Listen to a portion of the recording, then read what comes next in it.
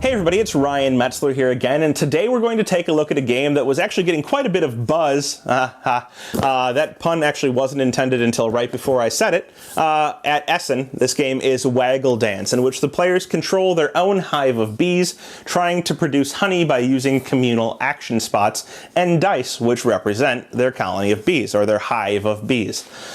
Players will be rolling their dice and placing them onto different actions in order to try and quickly generate honey and race to the end. So real quick, before I get into it too much, let's take a look at what you get inside of the box. We'll see how the game plays, and we'll come back here at the end and get my opinions on Waggle Dance.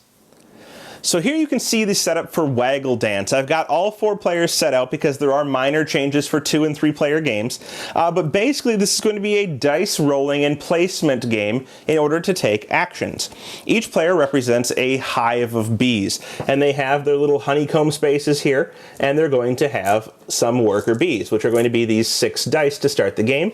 They can earn more dice throughout the game, and will try to do so in order to, of course, enhance the speed at which they're capable of doing things. At the start of each round, each of our players is going to pick up and roll their dice. So we'll just roll this here, and we'll pretend that these are all rolled real quick in order to see the values of what dice they have.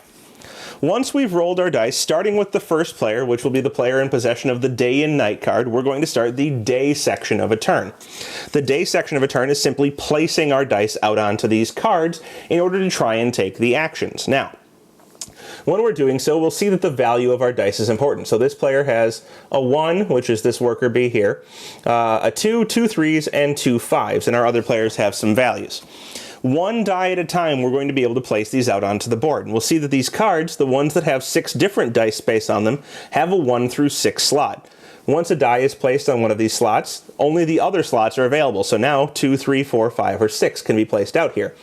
And that's going to be true of all of these that have just these spaces on them for 6 dice. The spaces in the center here, you'll see, will each have a number on them: 1, 2, 3, 4, 5, and 6. These may hold any number of dice, but only of the value shown on there. So I can only place 1s here, 2s, 3s, 4s, 5s, and 6s. The spaces that don't have any numbers, these 2 right here, are going to require you to use pairs of dice placed onto your own little player area. These pairs of dice will allow you to either get new dice or to transfer cubes between 2 different honeycomb spaces on your board.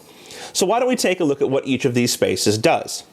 When we place on here, we're not taking the action immediately. We're simply going to place all of our dice one at a time. So the first player would place, then the second player would place. The third player may place a different die out here, or maybe even over here. And the fourth player would place before coming back to the first player, who would then place another die. These spaces allow you to get various different portions of your board that are going to be important for getting honey. Honey is going to be the end game condition for Waggle Dance. You're going to try and convert your honeycomb tiles into honey by collecting nectar and using dice to convert that nectar into a honeycomb tile.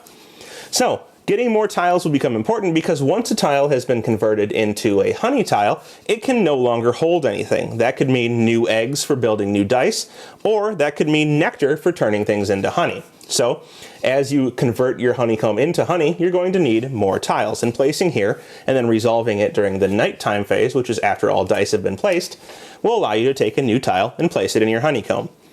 We're going to skip over this one for right now and come back to it, and we're going to move on to getting new eggs.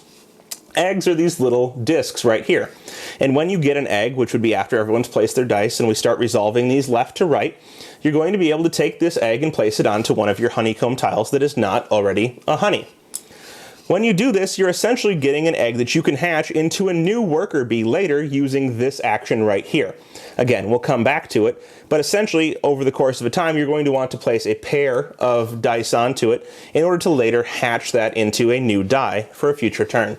I guess there's now no need to come back to it. But basically, you would resolve this action before you get new eggs, so you can't hatch an egg on the same turn you get it. But throughout your placement, you would have placed a pair here. Then when we got to this card, you'd resolve that pair and get a new die. These spaces right here are essentially going to be combat or territorial areas where you're trying to have the most dice. So for example, if you have the most 3s out here, let's say somebody else happens to have a 3 on here, you would get 2 of these pink cubes. So you would get 2 pink cubes, which you would then be able to place out onto your honeycomb.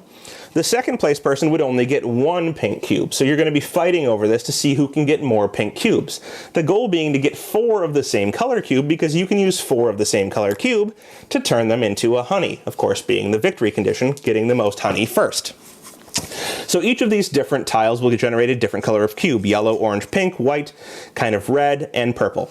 So you're going to try and fight over those in order to get the appropriate ones. Each tile can hold as many, well, up to 4 cubes, but they can hold different colors of cubes. Of course, you want to hold 4 of the same color in order to turn them into honey.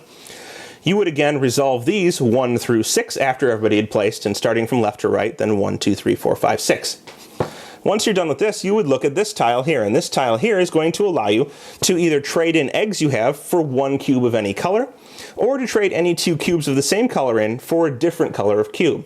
This could be important, for example, if you had ended up with something like this, where you no longer want these 2, and you would like to trade them in for another pink so that you can get a pink on there in a later turn.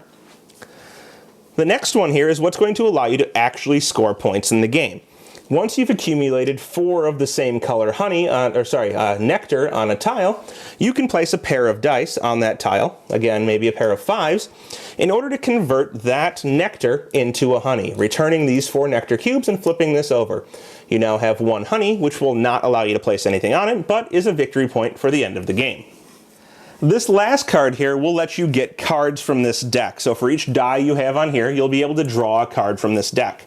Now, this deck is made of randomly chosen, or you can decide which ones you want, cards from a set of cards that are available. There are 14 sets available. You play with 10 of them.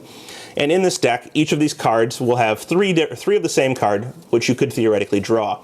So these cards could let you do something like get an extra die for the turn, and there is 1 white die that can be used for 1 turn. Or you can decide to play 2 actions instead of 1, or play no actions, basically skipping your turn and waiting to see what other people do when you place your dice. Or, before we start the round, you can actually have one of the players lose a die for a turn. Or perhaps you're allowed to switch your nectar cubes between 2 tiles as much as you would like. It could even be that you want to spend 2 different colors of nectar. Here they show black and white, but it could be yellow and purple. Instead of 4 yellow or 4 purple, 2 of each to make a honey. So it can break the rules of how you score points. So these cards are going to let you break some of the rules of the game. So essentially you're going to go through a daytime phase where everybody rolls and places their dice, and then you'll go through a nighttime phase where you resolve the cards from left to right. Each of these also has a letter on it, A to G, until you've resolved all of them, and they get resolved by player order. So first by letter and then by player order. Each player takes their turns until you reach the end of the line.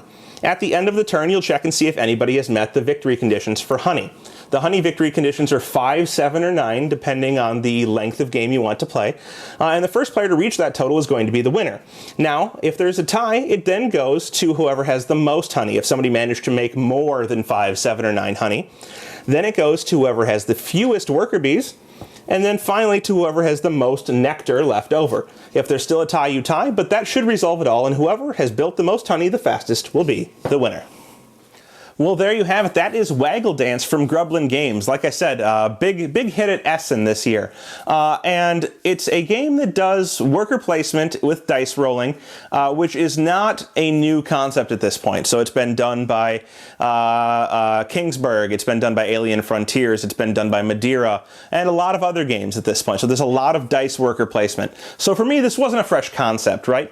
But it does take that concept and simplify it quite a bit. It's simple 1 die placement around the board until everybody's out of dice. Yes, you can get more dice, and you can have more dice than your opponent, and yes, there are multiple places you can place them, and aspects of blocking other players by choosing the appropriate die to place at the appropriate time. These are all kind of standard concepts of that whole genre of dice placement. The game does have cards for laying them out, and I think this would be a more interesting aspect if the order or the type of card changed that are in that row.